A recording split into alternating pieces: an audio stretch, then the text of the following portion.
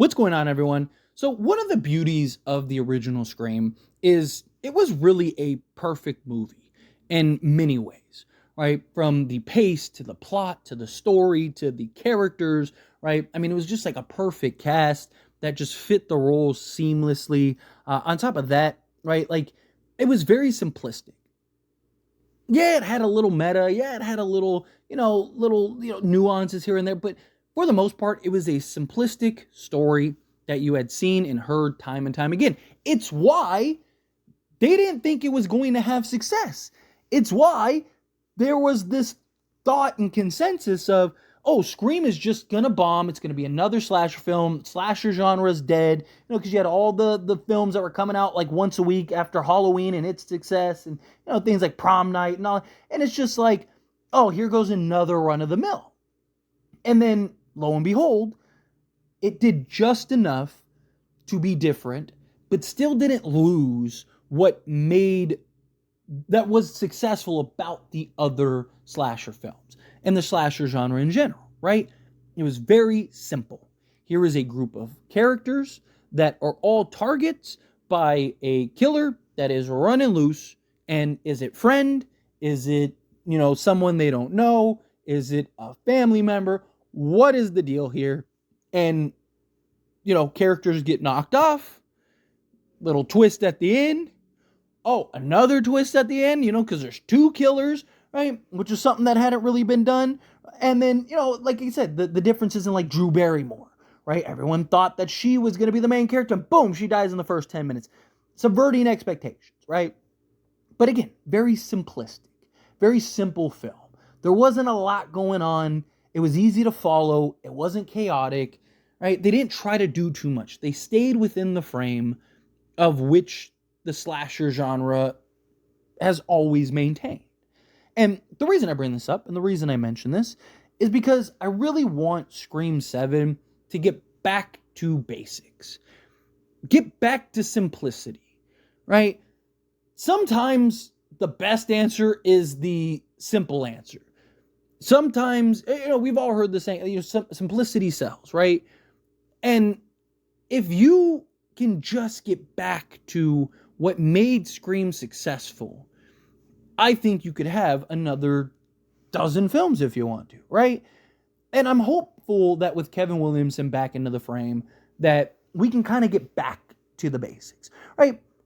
Us Scream diehards, us Scream fans that, have watched and dissected and gone over every Scream movie over and over and over and over again, like for us, nothing's really going to be incredibly shocking. Nothing is going to be really like that out of left field. I think for the most part, if you've watched enough Scream films or enough horror films, period, kind of know the deal, kind of predict what is going to happen. Yeah, every once in a while you get this wrench thrown in, but it's why I'm fine with the simplicity, right? The casual audience member, the random moviegoer, they don't necessarily need this super complex, right? Like, just keep it simple. We don't need the brothers, sisters, cousins, nephews, uncle is now the final girl, or is the killer, or is all this stuff, right? Like, keep a tight-knit story.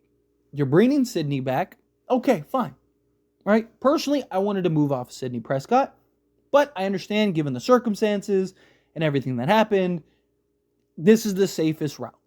And they want to use this to launch another trilogy. Okay, fine. I'm all for it. Give it to me. I love Scream. It's my favorite horror franchise, right? Sign me up. But don't get too convoluted. Don't get too chaotic. That was the trap that 5 and 6 fell in, right? Scream 5 was a carbon copy version of Scream 96 and tried to do things slightly different to try to, throw you off the scent, but ultimately it was still the same thing. But it did, in an essence, I thought, did a good job of just making Ghostface more brutal, more dark, right? Keeping things kind of focused on that. You had Sam as the main focus. She was like the Sydney character, right? But you got all convoluted with just the family members in the requel and, oh, it's this, oh no, it's that, right? And it's just like, you're just going 15 different directions And you're rushing and you're trying to pack so much into the film, and now it's lacking character development, so much so that people didn't even like Sam to begin with, and people were like, this isn't gonna work, right? Like, and it was a disaster because you were trying to move away from simple. You were trying to tie Sam into something that didn't need to happen, that didn't need to be she didn't have to be Billy's daughter, right? All that did was, again, convolute the franchise and make things complicated. Keep it simple. Keep it simplistic. You have Sydney. You have her family. Ghostface wants to kill Sydney and her family. Sydney needs help. So she enlists Gail or, whatever, the new group of people, her neighbors or whatever it is, right? But keep it simple, right? Scream 96 was incredibly simple. Scream 2 was very simple, right? Good old-fashioned revenge. Sydney and her friends are away at college, and stuff hits the fan. So therefore, Gail comes because she's a reporter and she wants to cover it and write the book. Dewey comes because he loves Sydney and wants to make sure she's okay, right? Simple. At the end, had the same little twist. Oh, it's Billy's mother. Okay, again, simple. Good old-fashioned revenge. Then you got to like Scream 3, right? And, Scream 3, again, is kind of hot and cold with people. Some people absolutely love it. It's their favorite film in the franchise. Some people don't. Some people think it's the worst film in the franchise, right? And you can even kind of loop 4 into this, in my opinion. But each film, it was like character development got worse and worse. Like, right, Scream 2 even. Mickey should have been the best character in the entire franchise. He was the best Ghostface, arguably, in the entire franchise. And they just dropped the ball with that, right? Like, he just shows up and then he just disappears, right? And Scream 3, again, kind of jumped into trying to pile on all this stuff, right? You had the movie aspect, and then the Sydney hallucinations, and then her coming back, and then the detectives, and then, you have, trying to do the brother story, and then the tie-in that connects it, and it's just all these different things that you're trying to just kind of cram into this film, and then once again, you did the same thing, where the killer, you saw for like 3 scenes, and that was it. You didn't see him again until the end. Like, it's just, keep things simple. Right? I mean, 96 didn't have a 15 kill count thing. It was just, hey, here's, a handful of kills. Here's an excellent story that moves fluidly. Doesn't have too much to unpack. Doesn't have too much going on. Ghostface is just running through people. Right? Keep it that way. Right? Let's get back to the basics. Even Scream 4.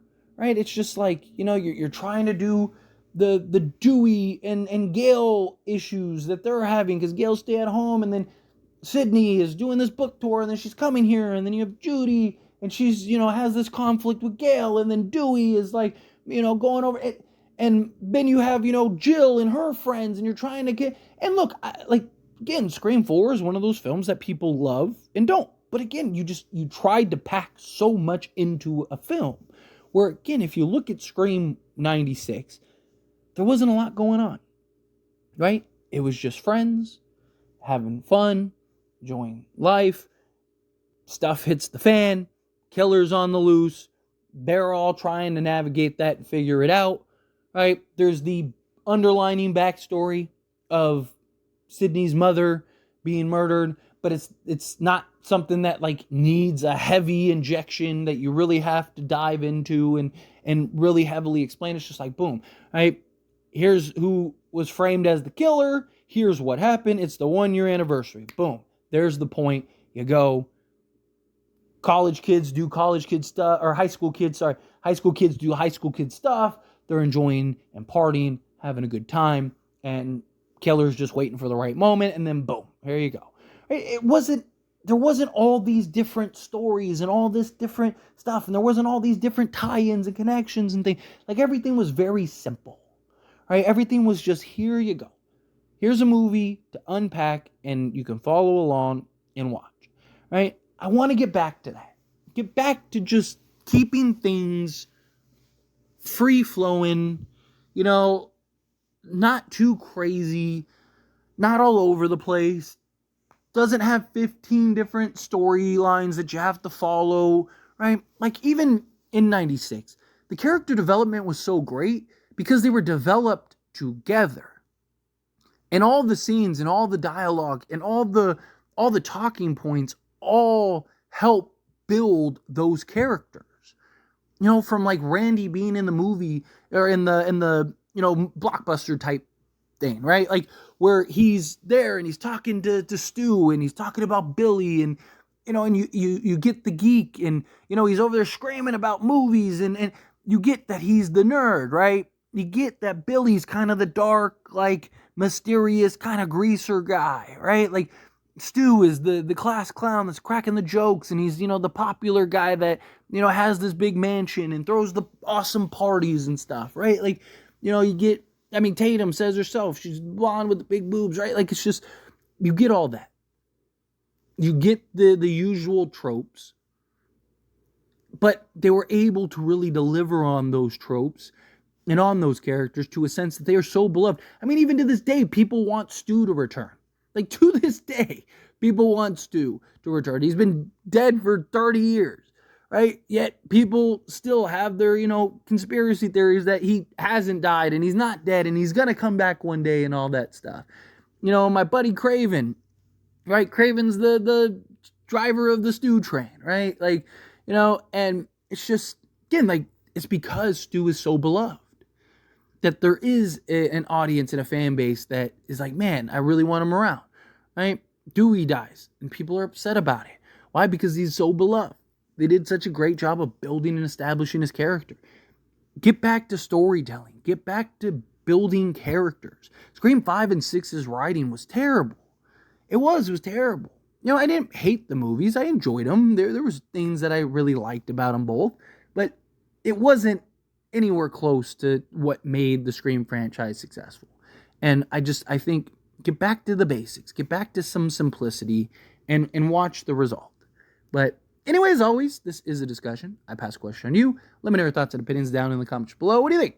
How do you feel? What are your thoughts? Do you agree with me? Do you disagree with me? Somewhere in between. However you feel, whatever your thoughts are, I'd love to hear it. So let me know down in the comments below.